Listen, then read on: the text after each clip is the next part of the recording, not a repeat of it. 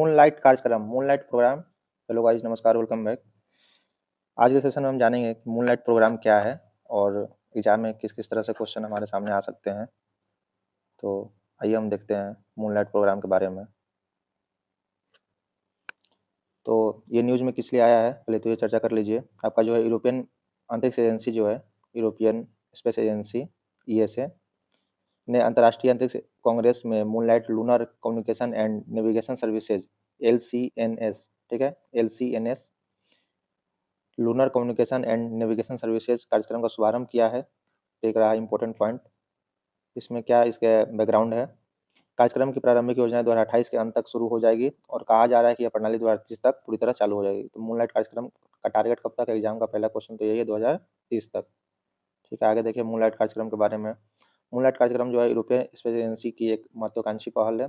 इसका एक dream project है जिसका उद्देश्य चंद्र संचार यानी जो चंद्रमा का संचार और नेविगेशन सेवाओं के लिए समर्पित उपग्रह समूह की स्थापना करना है। यानी चंद्रमा से रिलेटेड जितना भी उसके आसपास की नेविगेशन है उसके लिए उपग्रह है, उसके समूह की स्थापना करना है। इसकी विशेषताएं देखिए। लॉन्चिंग तिथि जो है 15 अक्टूबर 2024 को लॉन्च किया जाएगा। 15 अक्टूबर 2024 को लॉन्च किया जाएगा। ठीक है। उपग्रह नक्षत्र सेटेलाइट कंसल्ट मूनलाइट कार्यक्रम में 5 चंद्र उपग्रहों का एक नक्षत्र शामिल होगा। मूनलाइट कार्यक्रम में क्या होगा, जो आपका सेटेलाइट कंसल्टेशन है उसमें मूनलाइट कार्यक्रम में 5 चंद्र उपग्रहों का एक नक्षत्र शामिल होगा। इनमें से 4 उपग्रह संचार के लिए होंगे जो कम्युनिकेशन के लिए है, जबकि एक नेविगेशन को संभालेगा जो आपका लोकेशन होता है GPS वाला। यह उपग्रह कथित तौर पर पृथ्वी और चंद्रमा के बीच 4 लाख किलोमीटर से अधिक डाटा ट्रांसफर में सक्षम होगा। ठीक है ना।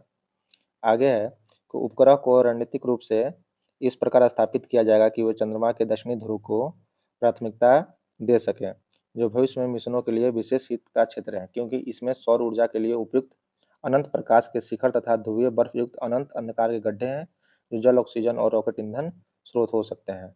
तो इसमें इंपॉर्टेंट चीज़ क्या क्या है कि इसका जो उपग्रह की जो स्ट्रेटजी है रणनीतिक रूप से इस प्रकार उसको, जैसे कि 4 तो हो गया कम्युनिकेशन के लिए, 1 हो गया नेविगेशन के लिए, तो उसको इस प्रकार से स्थापित करना है, इस प्रकार से उसको आसपास में रखना है कि वो चंद्रमा के दक्षिणी ध्रुव यानी कि जो ये साउथ पोल है, दक्षिणी ध्रुव को प्राथमिकता देना है, मैक्सिमम साउथ पोल पे जाए, जो भविष्य के मिशनों के लिए विशेष हित में क्षेत्र में होगा, क्योंकि इसमें सौर ऊर्जा के लिए उपयुक्त अनंत प्रकाश, क्योंकि सनलाइट जब ऊपर से पड़ेगा तो इसे अनंत प्रकाश मिलेगा ही।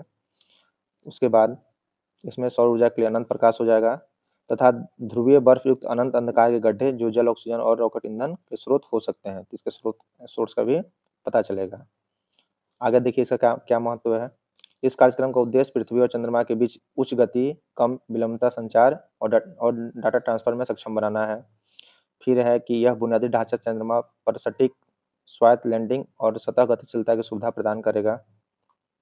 फिर आगे है कि सतत चंद्र अन्वेषण, इसका जो खोज होगा, नया जो इन्वेंशन होगा, उसमें मजबूत संचार और नेविगेशन सेवाएं प्रदान करके मूनलाइट कार्यक्रम सतत चंद्र अन्वेषण और चंद्र अर्थव्यवस्था यानी कि जो इसका इकोनॉमी है कि विकास की दिशा में एक महत्वपूर्ण कदम है। यानी कि आपका जो नेविगेशन है, GPS का जो मैटर है वो, और जो इसका इकोनॉमी है उसके आसपास में जो भी चीज़ें होगी, तो ये सब चीज़ें जो है वहाँ पे एक न्यू तरह से इन्वेंशन किया जाएगा मूनलाइट कार्यक्रम में। आगे है कि यह कार्यक्रम अगले 2 दशकों में विभिन्न अंतरिक्ष एजेंसियों और निजी कंपनियों के चंद्र मिशनों को समर्थन देगा। ठीक है, ये आपका रहा मेन बात जो आपका यहाँ पे है कि इसमें जो है कार्यक्रम की प्रारंभिक सेवा 2028 के अंत तक शुरू हो जाएगी और कहा जा रहा है कि प्रणाली 2030 तक चालू हो जाएगी। तो इस कार्यक्रम का शुरुआत जो है 15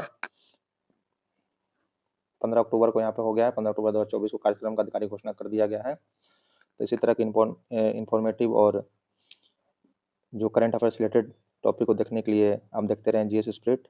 मिलते हैं अगले वीडियो में। बहुत बहुत धन्यवाद। Thank you for watching.